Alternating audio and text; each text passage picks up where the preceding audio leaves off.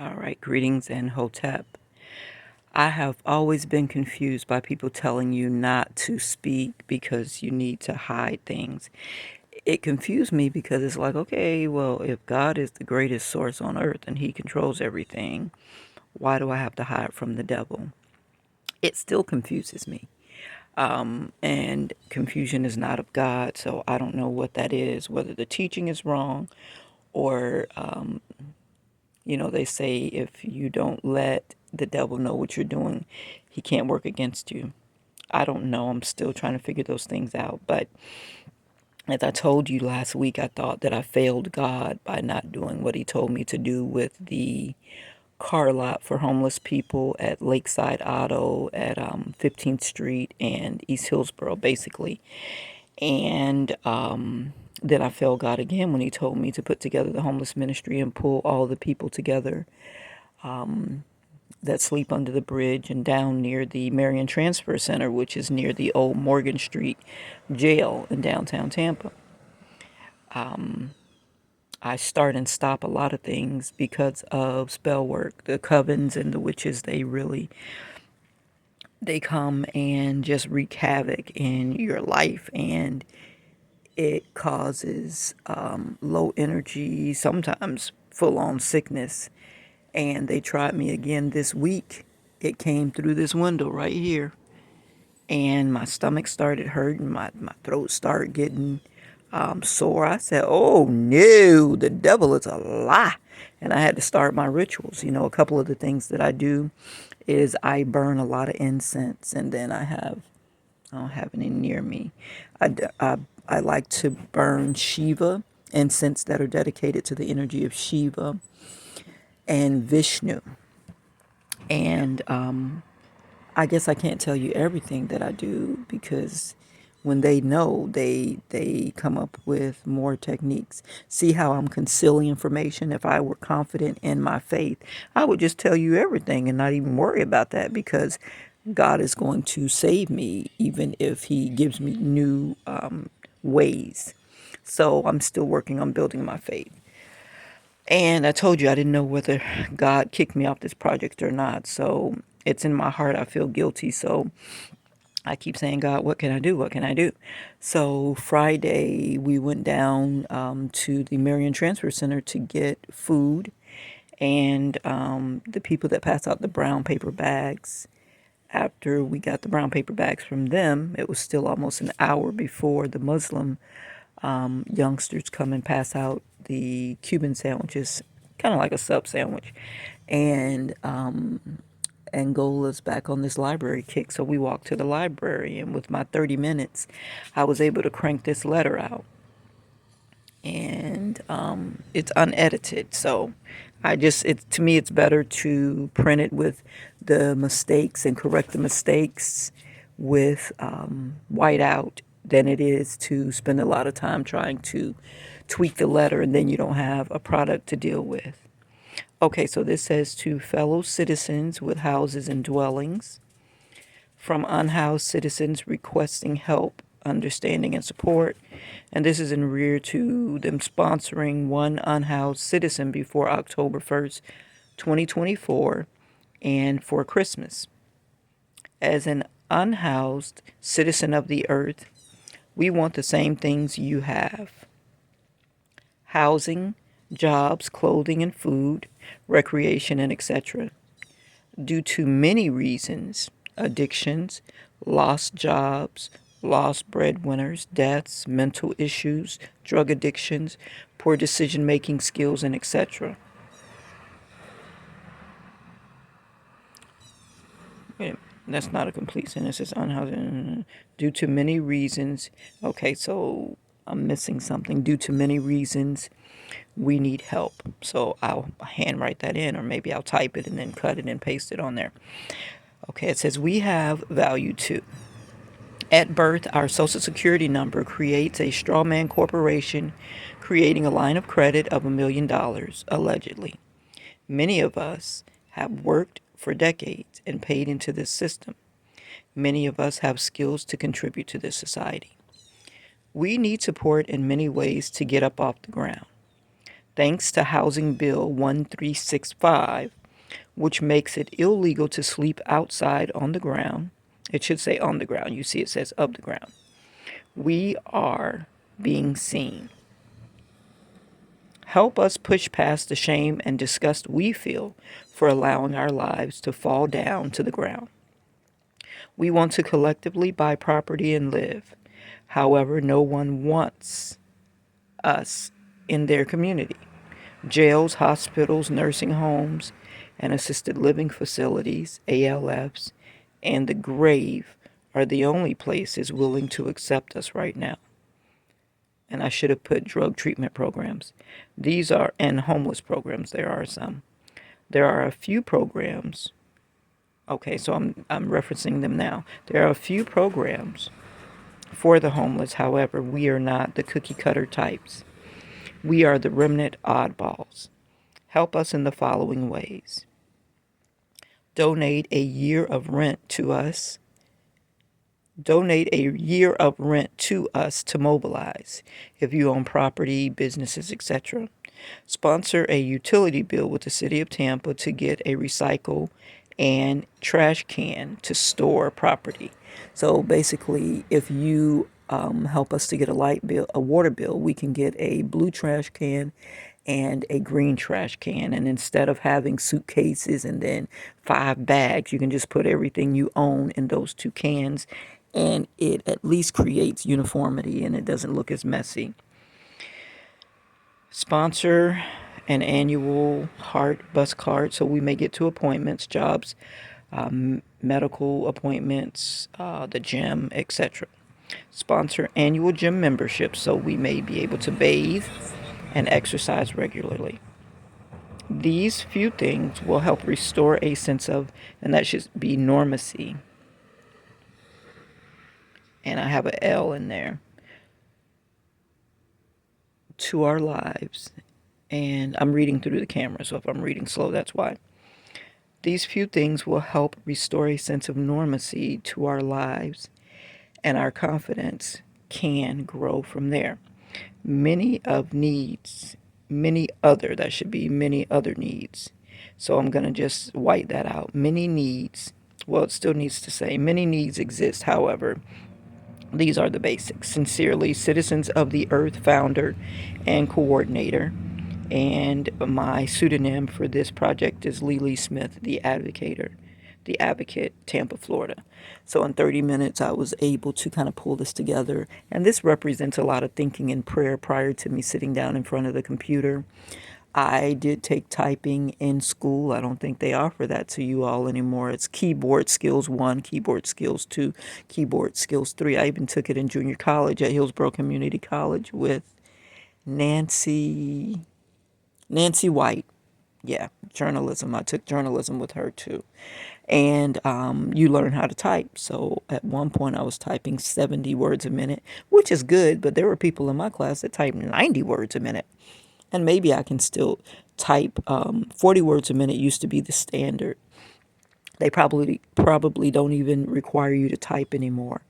So when you're coming up with an idea that God gave you and you are building it, generally speaking, you need a letter that establishes your purpose and mission, which I didn't include that in here explicitly. I didn't say the purpose of the C.O.T.E ministry is to provide homeless people with a place to stay via pooling them together to group purchase property or group rent property, which is basically the whole premise of the group. Bringing homeless people together that get along, because when you go downtown, you'll see they already have put themselves in clusters. You'll see groups of 3 to 5 people sitting together. So, that group of 3 to 5 people, good. Go get you and at the price of things right now, shit, you need like a 1 bedroom. 2, maybe 3 people can live in the bedroom. The other 2 people can live in the living room. And even though a 1 bedroom is designed for one person, with rent tripling, very few people can afford to purchase a 1 bedroom for $1,500, which is the average right now. So I'm showing you how to go step by step and create your project. You don't have to have a degree. You don't have to have a high school diploma. All you need is the vision and the ability to think and the ability to delegate. So I had planned to go the next morning, Saturday morning, under the bridge. There's a ministry that comes and feeds and passes out clothes. Usually, about 200 people come there and they help them. So if I were under there, I could go ahead and sign people up for my project and say, hey, are you all interested in looking for a place to stay? And we're going to start meeting. I went to the library to find out whether homeless people can come in the library. They said yes, as long as they're not sleeping in the library, they can come and stay all day from open to close. Now, the problem is when you get there, they have a little bucket about this big. And if you can't fit all of your stuff in that little bucket, you can't come in, which kind of discourages. It makes it impossible for a lot of homeless people to come because they have a bunch of bags. So when we're forming these little clusters, you're going to have to determine whether or not you can trust the people that you're clustering with, because if you can, then you can leave your things there. You can go to the library on Monday, the next person goes on Tuesday, the next person goes on Wednesday. Or you can say, okay, well, I'm going to go to the library from 9 to 12. You go to the library from 12:15 to 3:15, like that. And then everybody can get a chance. Unfortunately, right now, so few people can really trust people to watch over their belongings. So I have to figure out a way to help people beyond that. These trash cans, if we were able to get these trash cans, then you could drill a hole in it and lock it. And really, you could park it outside the library and try to get your seat close to where you can look outside, or just leave it out there locked, because the likelihood of people coming and dragging it off is slim to none. Or you could put it in the trash can, take it to the library, park it, and one person sit outside and watch while everybody else is inside doing their research, trying to find neighborhoods, trying to find owners, calling owners that would be open to helping homeless people get up on their feet, understanding that every now and then, if we don't have all of the rent, don't add the fees, and you're working with us. As I said in the letter, donate the first year, because everybody's starting from the ground. Like, we woke up from off the ground, and it takes a little while to pull everything together, your wardrobe, your hair, getting proper rest and getting the proper nutrients, getting some vitamins into your body, some meals, 3 meals a day, so that your skin puffs back up and you look back like a normal person. And maybe even having to go and get some training where you have skills to offer when you get there. Most homeless people worked in the system, went to high school. I would even go as far as to say most of them have a high school diploma. So that won't be a big deal. And then the transportation is an issue. And then having the integrity to get your ass up and report every day like you're supposed to, so that you can keep a job, so that you can pay your 20% of the rent, because everything we put together is going to be shared. So you need to be able to pay your percentage of the rent, of the light bill, of the water bill. Now I can see this crashing and burning, because every now and then you get a person who's a freeloader. So how do you manage that before we get to fighting and stabbing and killing? Because I'm going to lose my place because you didn't pay your rent, right?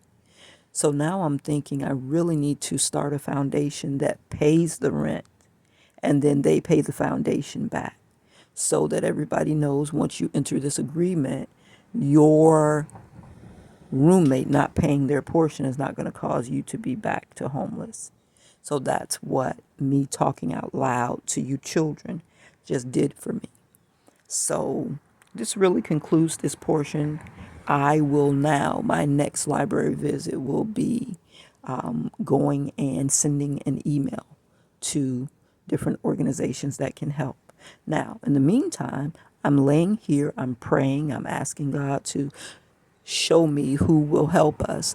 And so before I get to the library, I will already have a list with names of organizations, names of people, names of philanthropists, names of real estate companies that I can contact. So I already have the contacts. So now when I get to the library, all I got to do is shoot an email to 20, 30 people, and right now my phone is cloned. My whole life has been taken over by several doppelgangers. So even if I use the phone that I'm talking to you on and dial a number and leave a message, when the person calls me back, they won't get me. It rings at my brother's phone. It used to ring at my brother's phone. I don't know who else has forwarded or cloned my phone. Probably Ava, probably Alva. Some lady named Melanie, maybe Melody, Melody, and it makes me think it's that Melina, that god awful girl that we met over at the. Well, we first met her at Graham's hostel, so she was a plant. They sent her in to do me dirt when we were over at Graham's hostel. She was there, hanging out with another girl, kind of chubby white girl, and when we got put out of Graham's hostel. That was the same day that I was headed to work at Emily Oil. And my girls called me and said, Mom, they put us out and they said we can't go back in. So I am on my way to work, getting ready to clock in. I'm like, do I go to work or do I go back? So I had to call them and tell them an emergency has. I've just been evicted. My children are outside trying to pull, trash cans with our personal belongings in it. And I think now I should have gone to work and said, gone and stayed to maybe like 8 or 9 o'clock, and then said, I have to leave. My children are standing outside and we just got put out. But I really needed to stay at work so I could keep the job. I think after that, they put me on the DNR list. And with People Ready. That assignment was with People Ready. That was Saturday or Sunday. Was that on the weekend? It was either Friday, Saturday, Sunday. And how do you make a decision when you're going through something like that? You need some kind of support. I should have called People Ready and said, listen, this is what I'm going through. My children just called me and told me that they got put out of the hostel. If you were in my position, what would you do? Because that would have gained her confidence. I told her, my children are outside. I got to go back. And she seemed frustrated. I'm like, she doesn't understand that my children are outside. Maybe she doesn't know how old my children are. And it was the three girls, Aset, Angola, and Abby. And it was hot. It was hot because we got evicted June 2nd, 2022 by that A Plus Properties, a corrupt, fraudulent organization. Business, I guess. And if I had had a little bit support, somebody could have sat with the girls until I finished my shift. Because I was at the port. I was at the port. I hadn't got to the gate to give them my port pass to go back to the back, but I was right there. And see, it seemed like somebody set me up. They knew. They were like, oh, don't let her go to work because if she has money, she's definitely going to keep a strong position. We got to break her all the way down, make sure she doesn't have money, doesn't have a place to stay. And when people are trying to sacrifice you, this is one of the things they do. But to me, I was not a good candidate for sacrificing. I was living in a house. Oh, but there's a lot of people that they sacrifice that live in houses, they own houses, and they poison them, and then they come to the hospital and look at you, and they're like, oh, I love you and all of this, and they be lying. So it's best to stay to yourself and not have many friends. You can have people that you consider to be acquaintances, and I wouldn't even do too much going out. And if you go out, don't drink and eat. Keep a couple of sodas in your purse and a couple of peanut butter and jelly sandwiches.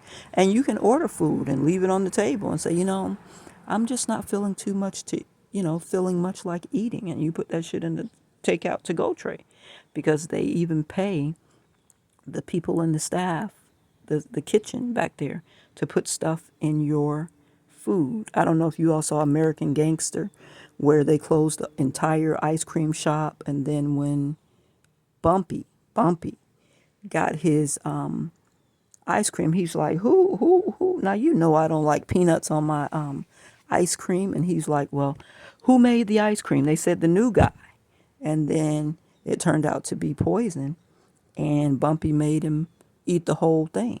So whatever poison, I'm assuming Bumpy made him eat the whole thing. They might have made him eat the whole thing and then took his ass out back and did him one. But he was probably paid to put that poison in that man's ice cream. And of course, if you kill Bumpy Johnson, you're a big guy. That puts your name on the street, or his uncle, whoever, he was working with, would have gained great reputation for taking down the American Gangster, Bumpy Johnson, I think. So you all go watch that movie. It's pretty interesting. When you tell people you've been poisoned, they be looking at you like you crazy. I'm like, these people don't know how many people are dead from being poisoned by family members, husbands, wives, friends, children, mama, daddy. It's happening. So when I tell you to make your own peanut butter and jelly sandwiches, 4 or 5 of them, carry your own pop top drinks. It doesn't have to be soda, They have water in the can now. But what I'm trying to say is safeguard your life. When you see weird shit happenings, you probably been chosen to be somebody's sacrifice. And don't be listening to people. I ain't in no secret order. I ain't in no. You have to follow people. You have to eavesdrop on conversations. That's how you get the truth. I'm talking about for 24 hours, maybe 24, 48, 90 days. All their life needs to be recorded, because in 90 days, definitely in 6 months, you can see what a person is up to. If they got addictions, they're going to show. All addictions, sexual fetishes, chemical addictions, all addictions are going to show in 6 months for sure. For most people, in 30 days, you're going to see their addictions. But some people, they have a little more discipline. It takes about 90 days. So don't be quick to get into arrangements. Don't be quick to form partnerships because people want to invest in you. Most of the time, that's a dangling carrot, and they never give it to you. Now, if somebody walks up to you and they put the money on the table and we want to invest in you, that's still cause precaution. But most of these people are plagued by the spirit of greed. So they'll tell you what they're going to do for you, and then they want to piecemeal everything, you know. Okay, well, let's go to the store. Well, you buy that and I pay for it. They ain't gonna never really put no cash in your hand. Stay away from them kinds. Stay away from those, what do I want to call them? They're hoarders.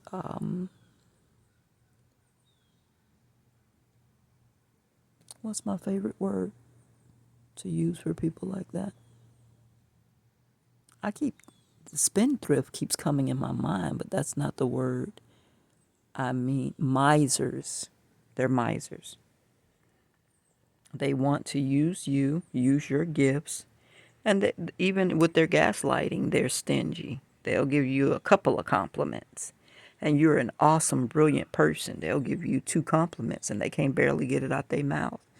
And that's because they're jealous, they're angry, they're envious, but they're running game on you. That's what you need to know. All right, so you all pray for me. Peace, prosperity, protection, and provision from the Most High. Amen and Hotep. And children, listen, a lot of you all are going to be going to college less. There's so much money out here and so many opportunities. College is really a thing of the past until they depending on what you plan to do in the world and depending on what God sent you here to do. Until they revamp education, the education system, they're going to be folding and closing up because it doesn't have a real appeal from this Z generation. And I guess y'all gonna start over with A and B generation. I don't know how that works really.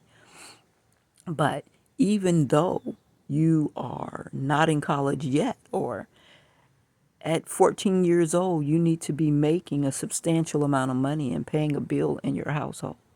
And if you feel this way, God will open up the opportunity for you, and He'll open up your mind to help you find ways to go out into the community and make a living. Now, back in the day, it was the traditional stuff. You can rake yards, you can cut grass. My brother used to sell the Florida Sentinel paper, and what were some of the other things? Wash cars, babysit. And there are so many things that people need assistance with nowadays. You can create your own way within your community, within your parents, family, and friends.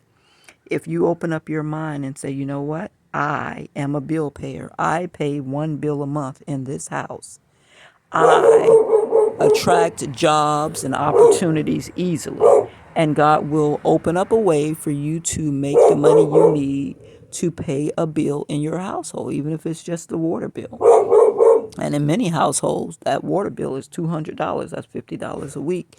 7 days a week to make $50, you can do that.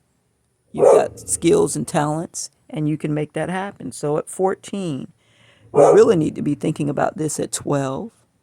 And maybe you start making a little money at 12 and it's not a big deal. But by 14, you need to be making $50 a week to contribute to the household you live in. Okay. Greetings. Amen. And Hotep.